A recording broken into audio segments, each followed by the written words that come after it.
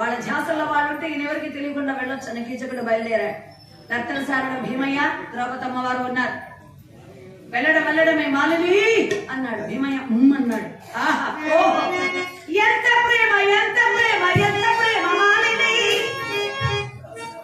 ప్రేమ మోతాదు మించిందిరా, కాబట్టి పోతావురా పైకి. పరిమితి దాటింది ప్రేమ. పొగుడుతున్నాడు కీచకుడు. కుందరదన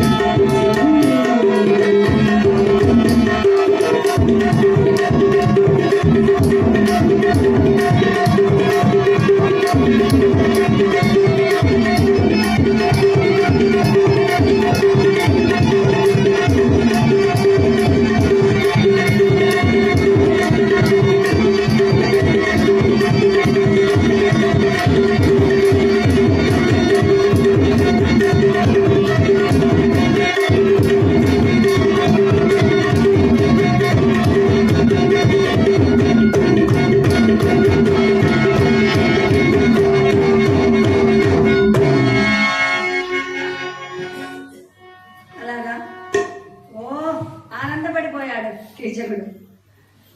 ఇరువురు ద్వంద్వార్థాలతో మాట్లాడుకుంటూ ఉన్నారు. భీమయ్య ఒక అర్థం వచ్చేలాగా, కీచకుడు ఇంకొక అర్థం చేసుకుంటున్నాడు. కీచకుడు పొగిడాడు ద్రౌపది అమ్మవారిని.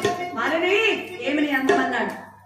భీమయ్య అన్నాడు, కీచక ఒక్క మాట మాట్లాడనా, తర్వాత నువ్వు మాట్లాడలేదు, ఇప్పుడే మాట్లాడు. పడయనేరు అధికముగా నన్వేషించి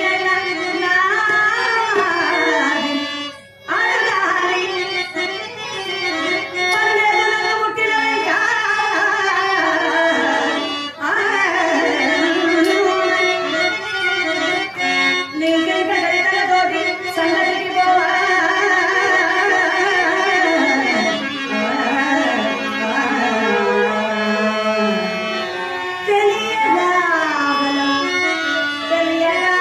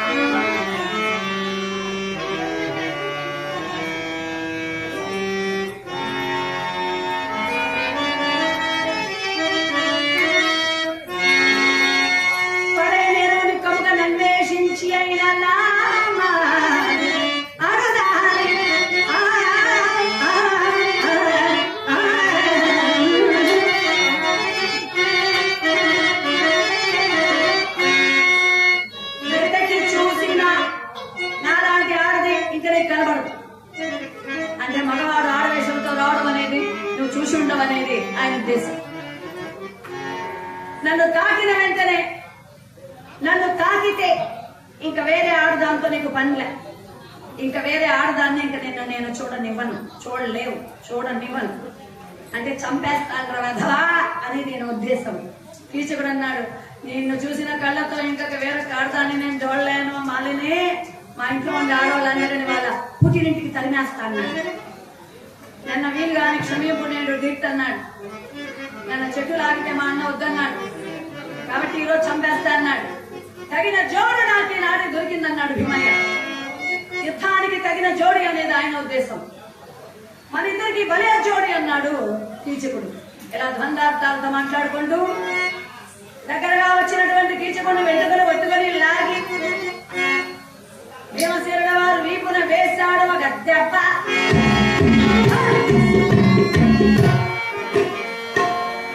ఈతడే గంధర్వుడని అనుకున్నాడు.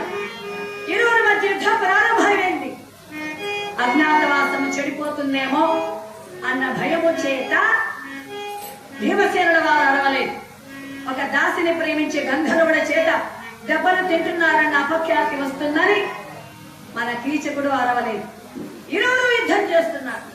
ఇరువురి మధ్య యుద్ధం అహోరాహోరీ జరిగింది. కానీ 3 గంటల సమయం జరిగింది. భీమసేనుల వారు కీచకుడిని క్రింద పడవేసి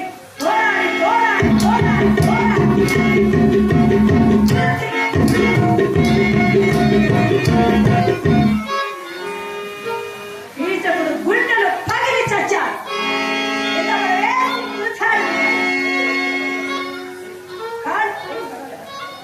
కాళ్ళు చేతులు విరచి పట్టులో పొడి చేశాడు.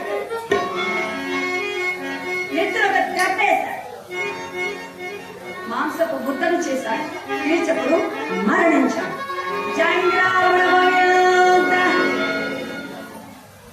ద్రౌపది చుట్టూగానే రావాలి. అమ్మవారు వచ్చారు, చూశారు. పాపిష్టివాడ చావు అలా మెటికలు విరిచి, అవునండి వీడి కాళ్ళు చేతులు ఏం చేస్తారు, కొంప తీసి మింగేశారా? లేదు, వాడి పట్టులో పొడిచారు, మంచి మంది చేశారు. అమ్మవారు మెటికలు విరిచి సంతోషపడి వెళ్ళిపోయింది. కానీ ఉపకీచకులకు తెలిసి ఉపకీచకులు 105 మంది మన అన్నగారి చావుకు కారణం మాలినియే కదా అని ద్రౌపదీ దేవిని వద్దన్నా వినకుండా కీచకుడి శరీరాన్ని కంటగట్టి శ్మశాన భూమికి తరలించి తీసుకుని వెళుతున్నారట. ఎన్ని కష్టాలు, ఎన్ని సమస్యలు అమ్మవారి. వద్దని చెప్పినా వినలేదు. జయా జయంత జయశ్చేనా విజయోత్పల విజయ అని పిలవగా భీమసేనుల వారు లేచి 2 చెట్లు లాగి ఉపకీచకుల 105 మందిని చంపేశాడు.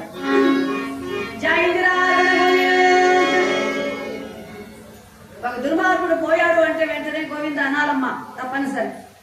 మౌనంగా ఉండకూడదు, ఎందుకంటే వాళ్ళు మన ఇళ్లలో పుడతారు.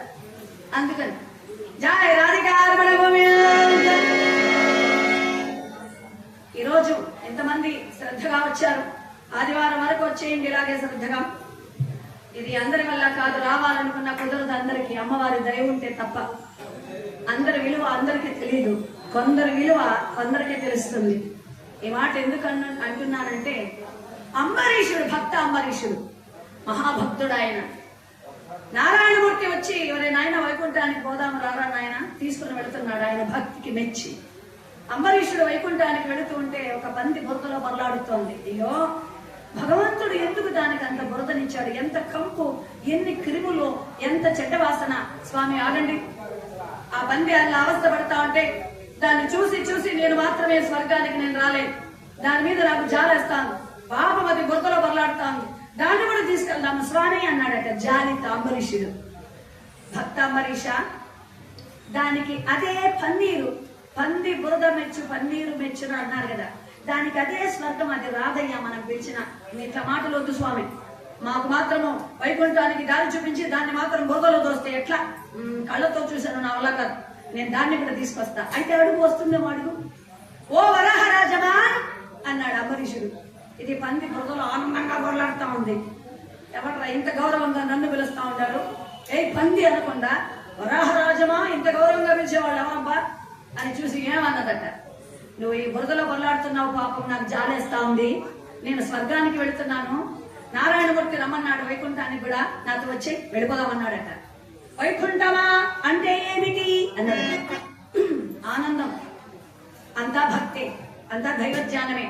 అక్కడ ఆకలి దప్పులుండవు. మానస సరోవరాలు, కల్పవృక్షం, కామధేను, స్వర్గం అంటే ఇంకా చెప్పవలసిన అవసరం లేదు. ఆనందం, మానస సరోవరాలు అన్నీ ఉంటాయి. అవునా? అయితే స్వర్గములో ఈ బురద గుంట ఉంటుందా అన్నదట. స్వర్గంలో బురద గుంటలు ఉండవన్నాడు. బురద గుంట లేని స్వర్గం ఒక స్వర్గమా? అది నాకెందుకు గోహ అన్నదట పంది. బురద గుంట లేని స్వర్గం ఒక స్వర్గమా? దానికి స్వర్గం ఏమిటంటే బురద గుంట. అలా అందరి విలువ అందరికీ తెలియదు, కొందరి విలువ కొందరికి తెలుస్తుంది. మా కథ ఇంకా పూర్తి కాల. కీచకుడు ఏం చేశాడంటే, ఇక కొంచెం కాసేపు 10 నిమిషాలు వెళ్ళిపోదాం, టైం అంతా 4 అయింది, ఎక్కువేం కాదు.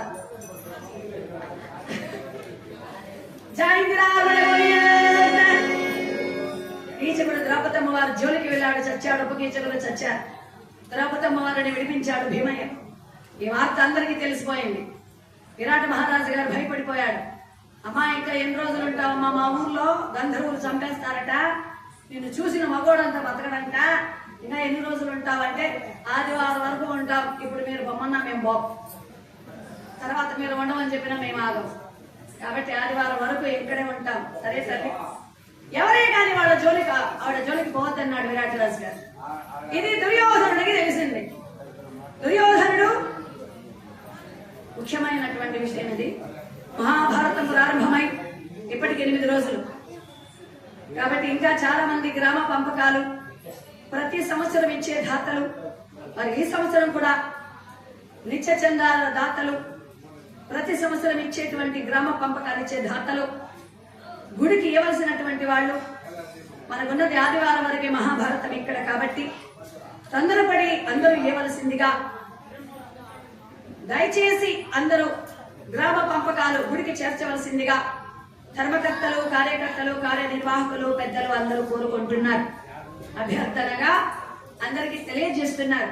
ప్రజల సహకారం మహాభారతం ఒకరితో అయ్యే పని కాదు. ధనం అనేటువంటిది చాలా అవసరం. ధర్మానికి బలం, ధనం అవసరమే, తప్పదు. కాబట్టి మీ వంతు బాధ్యతగా ప్రతి సంవత్సరం సహకరించినట్లే ఈ సంవత్సరం కూడా సహకరించాలని మనవి చేస్తున్నారు. జై ఇందిరారమణ గోవింద. ఇక్కడ ఈ వార్త కౌరవులకు తెలిసిపోయింది.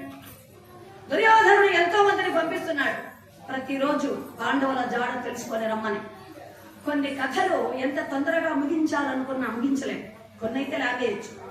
ప్రజలకు అందరికీ తెలిసినటువంటి ఘట్టాలు కొన్ని, అవి ఎంత స్పీడ్ గా చెప్పాలన్నా కష్టమే.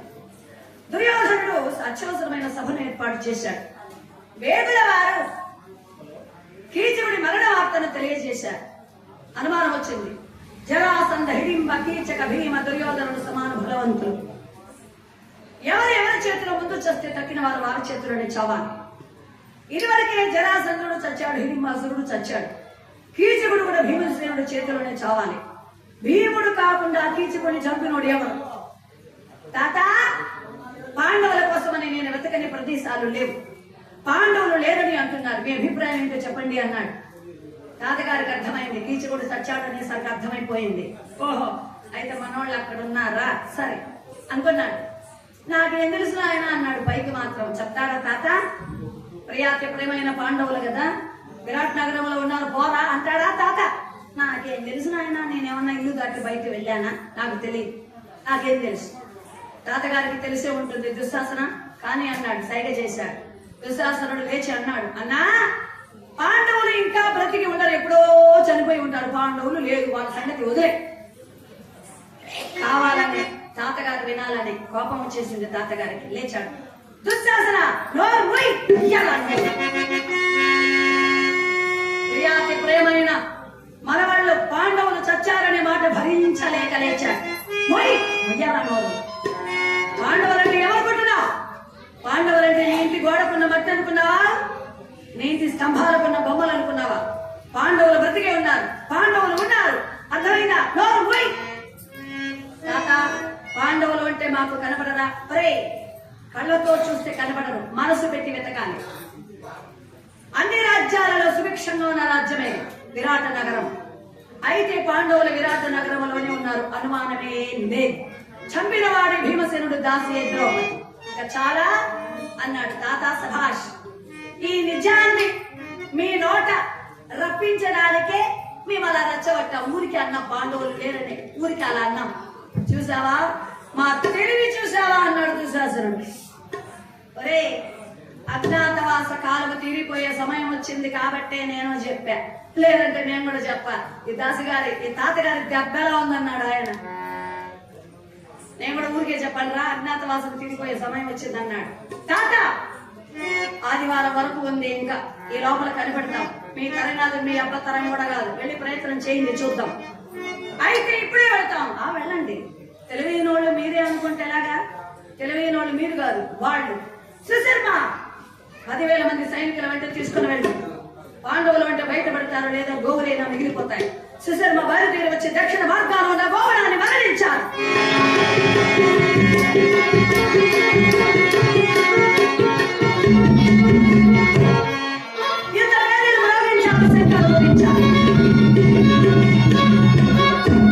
ఘోర కామనుడు వెళ్ళారు. అంతఃపురంలో చెప్పారు. విరాట్ మహారాజు గారు బాధపడ్డారు. నా బావగారు దుర్మార్గుడైనా కీచకుడు ఉన్నంత వరకు ఎవరు రాలేదు. వాడు లేడు అనేసరికి అందరికీ కొమ్ములు వచ్చేసాయి. అనగా ఇక్కడ ధర్మరాజుల వారు అనుకున్నారు, మా వల్లనే కదా పాపం కీచకుడు పోయాడు, మనమే సహాయం చేయాలి అని. మహారాజా, మేము బ్రాహ్మణోత్తములైతే మాకు కొన్ని విద్యలు తెలుసు, మాకు తగిన ఆయుధాలు ఇవ్వండి, మేము సాయం చేస్తామన్నాడు.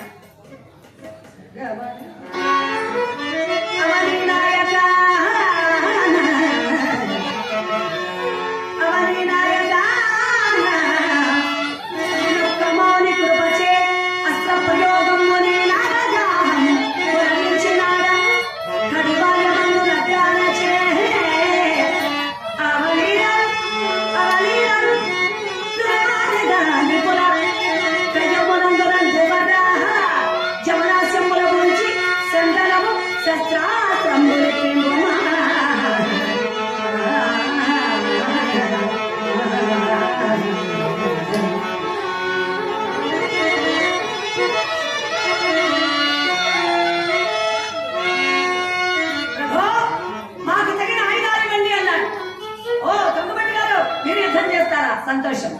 నకులుడు వచ్చాడు, నేనే యుద్ధం చేస్తా అన్నాడు. ఆనందం. సహదేవుడు వచ్చాడు, నేనే యుద్ధం చేస్తున్నాడు. నేను యుద్ధం చేస్తానన్నాడు. మరీ సంతోషం.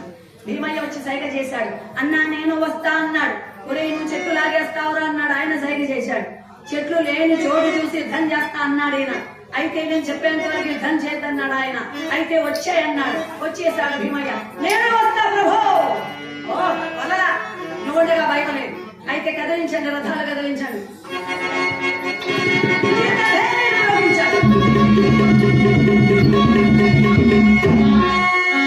సుశర్మ సైనికుల పోరాటం సాగించండి.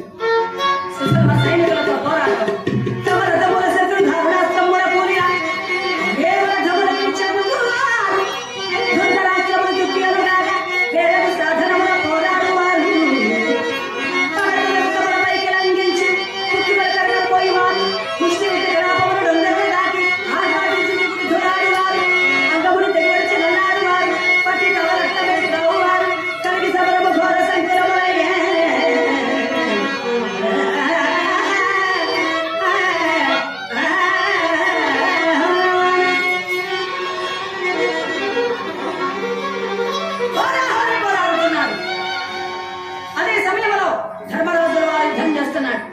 నకులుడు సహదేవుడు యుద్ధం చేస్తున్నారు. అర్జునుడు రాలేదు, అంతఃపురంలో ఉన్నాడు. భీమయ్య చూస్తూ ఉన్నాడు. అన్న చెప్పేంత వరకు యుద్ధం చేయడానికి లేదు. అందరినీ వీళ్ళే చంపేసేలా ఉన్నారు. కనీసం 10 మంది నన్ను నాకు వదులుతారా లేదా అని చూస్తున్నాడు ఆయన. అన్నా ఇప్పుడు వెళ్ళనా అన్నాడు. వద్దురా, ఇక్కడ చెట్లు ఉన్నాయిరా, పాపం వద్దురా, చెట్లు లాగేస్తావు, వద్దురా. సుశర్మ బయలుదేరి వచ్చాడు. విరాటునితో పోరాడుతున్నాడు. అన్నా వెళ్ళనా? వద్దు. సుశర్మ విరాటుని సారథిని చంపాడు. వెళ్ళనా? వద్దు. గుర్రాలు కూల్చేశాడు. వెళ్ళనా? వద్దు. రథాన్ని నుగ్గు చేశాడు. వెళ్ళనా? వద్దు. విరాటుని పట్టుకొని వెళ్ళిపోతున్నాడు. ఇప్పుడు వెళ్ళనా? ఇది సమయం. ఇప్పుడే సమయానికి సహాయం చేస్తే విలువ, సమయం లేకుండా సహాయం చేసిన విలువ ఉండదు. వృధా వృష్టి సముద్రేచ వృధా ధనౌత దానం వృధా తృప్తేన భోజనం దరిద్రం యవనం వృధా. సముద్రంలో వానబడితే ప్రయోజనం లేదు, మనకు పడితే లాభం. అన్నం తిన్నవాళ్ళకి అన్నం పెడితే లాభం లేదు. పక్కింటి వాళ్ళకి చుట్టాలు వస్తారు, తినేసి ఉంటారు. వాడు వద్దన్నా వదలరు. తింటే తిన్నావులే రాక్క, తింటే తిన్నావులే రాక్క అంట. వాడు వచ్చి తినేసి ఉప్పే లేవో అబ్బా పెద్ద పిలిచింది ఏం బాగలానేస్తారు. లేనోళ్ళకి అమ్మా ఆకలమ్మ అన్నోళ్ళకి అన్నం పెడితే మహా తల్లి అంటారు. అదేవిధంగా ఎవరికైనా సరే దరిద్రం యవన వృధా.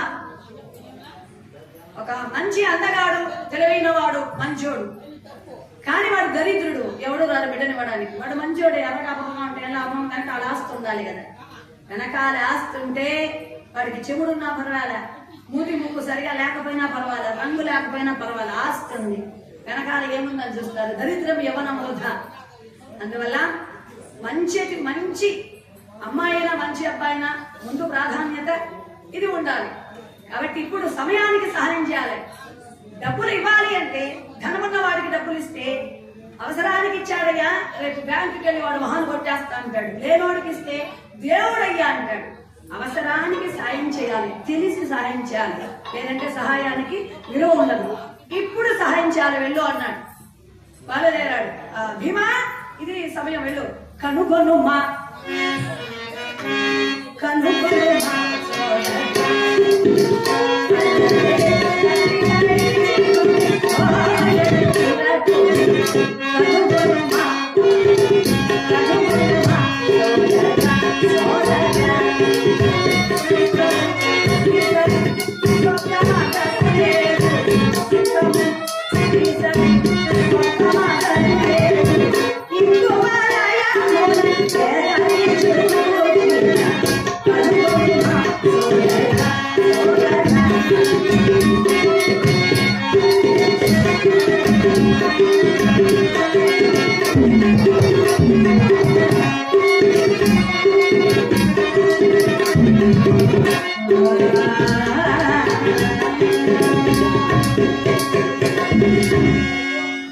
ఇది సమయం, వెళ్ళు అన్నాడు. వెంటనే లేచాడు.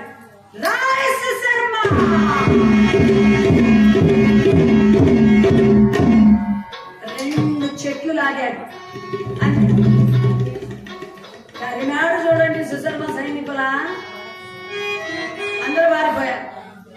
సుశర్మను పట్టాడు, కొండ రాళ్ళు పెట్టాడు, విరాటుని విడిపించాడు, సుశర్మను పట్టుకొచ్చాడు, అన్నగారి దగ్గర తోశారు, ధర్మరాజుల వారి దగ్గర తోశారు. విరాట్ రాజు గారు అన్నారు, ఆపదలు ఆదుకున్నారు, నా గౌరవాన్ని నా రాజ్యాన్ని నిలిపారు, మీకు నేను ఏమి ఇవ్వగలను అన్నాడు.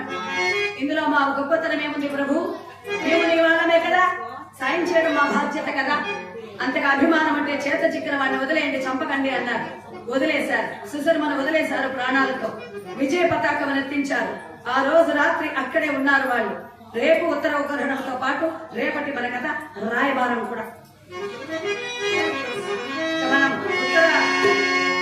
ఉత్తర గోగ్రహణంలోనికి వెళ్ళామంటే సమయం పడుతుంది. ఉత్తర గోగ్రహణం పూర్తి చేసుకొని రేపటి మన కథ శ్రీకృష్ణ రాయబారం. ఎవరైనా ప్రసాదాలు పంచే వాళ్ళు ఉంటే రేపు అందరికీ ప్రసాదాలు పంచుకోవచ్చు. రాయబార సందర్భంగా కృష్ణయ్యకు పూజ చేసి అలా అందరూ కూడా స్వామి వారికి ఇలా మంగళహారతులు ఇస్తూ ఉన్నారు. రేపటి గడ్డలో కలుసుకుందాం.